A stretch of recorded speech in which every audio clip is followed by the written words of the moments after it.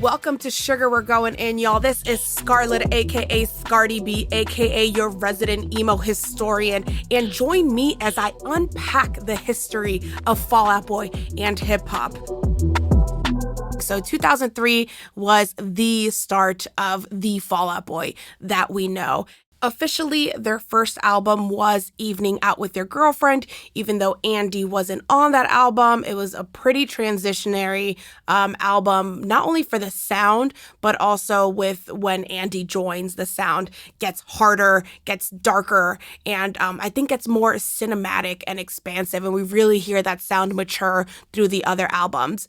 So Take This to Your Grave comes out in 2003. Wow, wow, wee, wow. It is an amazing album. If you don't go absolutely nuts when you hear that dial tone at the beginning of Tell That Mick, I don't know what to tell you. I don't know what to tell you. You have no pulse. Take This to Your Grave really, really shined a light on the team that Fall Out Boy makes. The lyrics, the beats, the sound, the percussion, and not only that, the live shows. I mean, if you have a second, please watch the video to Dead on Arrival. These guys had soul, had punk soul, and no pun intended, so good.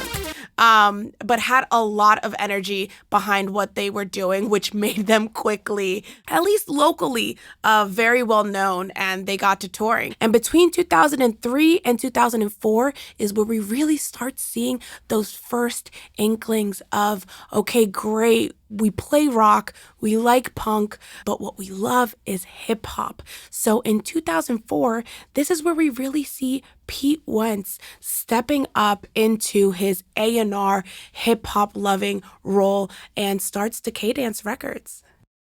This is Pete Wentz, your friendly owner of Decaydance Records, and I just wanted to, what are we doing this for again? So let's talk about Decaydance, because there's so much to unpack here. So Decaydance Records is a record label. It's Pete, it's Patrick, it's really Pete. But it had people on there like Gym Class Heroes, Travie McCoy as his own solo artist, Tyga, okay, back in 2005 and 4, Tyga, okay, so we're talking like Rack City, Lime in the Coconut, Tyga. Sorry, I will never get over it because I've known him since then. You know, he's been working closely with Pete and Patrick, and that's how I was introduced to Tyga in real time. But in Decaydance, this happened really between, you know, Take This to Your Grave and From Under the Cork Tree, that would then come out in 2005. And then we see things like Pete Wentz and Lil Wayne in a Tyga music video in 2008. And we'll get into that. We'll dive deeper. But again, just giving y'all context. And then finally, in talking about signing Gym Class Heroes, there is an awesome article by Mary Ann Eloise for the 45, and I think that she really nailed this article. It's called Decaydance Records, an oral history told by Pete Wentz, Travie McCoy, Gabe Saporta, Spencer Smith, etc., etc. Had so many names in the game just talking about this time, and this was back in 2020, but let's talk a little bit about what was said, right? So what Pete saw was a seismic shift in the scene that his band in part catalyzed, and he wanted to offer space for artists who, like him, had struggled to find a true home. Mary Ann, you really crushed it right out the gate. So again, these are her words, and I'm reading you a bit of the article. So operating more like a hip hop collective than an alternative label with touring artists and collaborating together, Decaydance dominated in the mid-aughts when, with its artists appearing on TV, radio, movie soundtracks, aka Snakes on a Plane, you might have remembered. That was like literally the Marvel universe of Decaydance, if you know, you know. But while the label's relevance would decline over the next few years, in an era of SoundCloud rap and genre hopping, its impact still remains.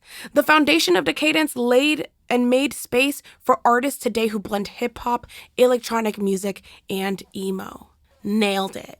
I love this article, and I will definitely link it in the show notes for anybody to enjoy, because Mary Ann, you really put your foot in it, and I really appreciate you for that. So let's talk about some pieces of that interview that I think were really important. Like, Pete, here we go. In late 2004, I remember hearing a Gym Class Heroes song, Taxi Driver, that referenced all these emo and pop punk bands. And I was like, that's strange. And I agree, that song is really interesting. I mean, Travie really goes in, and I'll make a playlist of all these songs so you can hear it, but like listen to the lyrics and tell me how many references you hear. My Little Chemical Romance left a bad taste in my mouth, but I approached her like, hey, Mercedes, why the long face? Why are you crying? There's no need. Just throw on this Coheed and Fall Out Boy meets Girl, Jimmy Eat World, in between the frowns, the scrapes, and the heart attacks. And I remember I seen her ass in early November on a Thursday, taking back Sunday for a refund. She shot a wink like no hard feelings. Then she jetted to Brazil. Man, them pills had me spun. This is the story of the year right here. This is hot water music. Put your ramen in it. If Pete Wentz was like, that's strange, that's a compliment, right? So Jonathan Daniel, who was Pete Wentz's manager, was like, about this specific time, Pete was drawn to hip hop, especially the lifestyle and the way rappers had a crew of other rappers. That's where the label and clothing label, Clandestine Industry, shout out, really came from. At the time, Fall Out Boy was a pretty small band, relatively speaking.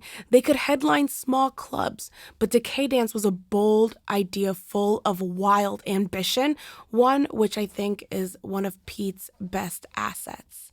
I love that. Spoken like a true manager, too. I mean, I'ma give it up, Jonathan. Travie had to say about all this, all these dudes in those bands, they all wanted to be rappers.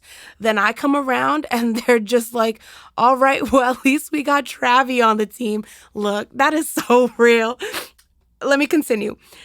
That was the aim. You got Death Row, you got G-Unit. He wanted the pop punk emo version of that. I saw that vision and I was completely with it.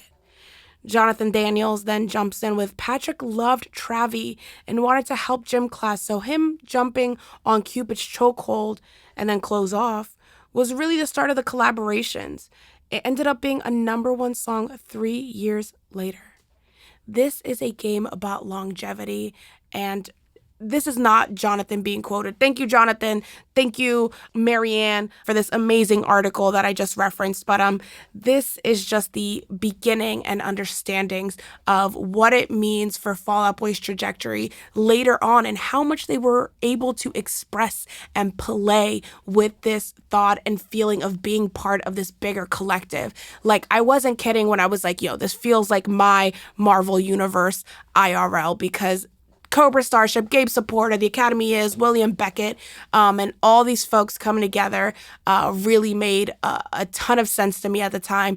And even when we get to talking about Patrick and Gym Class Heroes, the production on that album, I remember like Gym Class was like my roots, okay? And we're going to dive deeper into that, but I just thought it was so perfect to touch on that and probably actually end on that.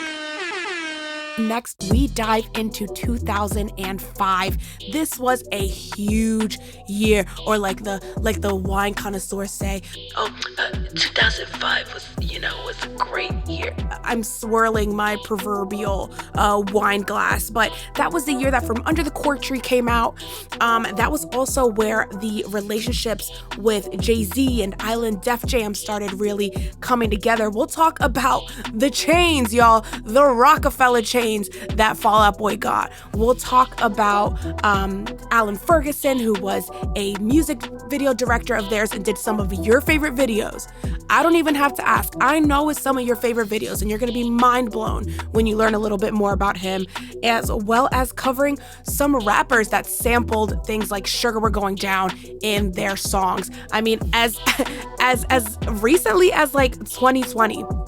So I'm really excited to dig into that with y'all. But for now, I need to catch a breath. I'm so excited Tune in next time. Until then, be kind to yourself, be kind to others, and if you like what you heard, give me feedback. I can be found on sugarwe'regoingin@gmail.com, sugarwe'regoinginpod on Instagram, and you can find me, Scarlett Estelle, 1T, SCARLETESTELLE on Instagram and Twitter. I would love to hear from you. But finally, thank y'all so much for listening. Looking forward to taking this journey with y'all. And Sugar, we went in.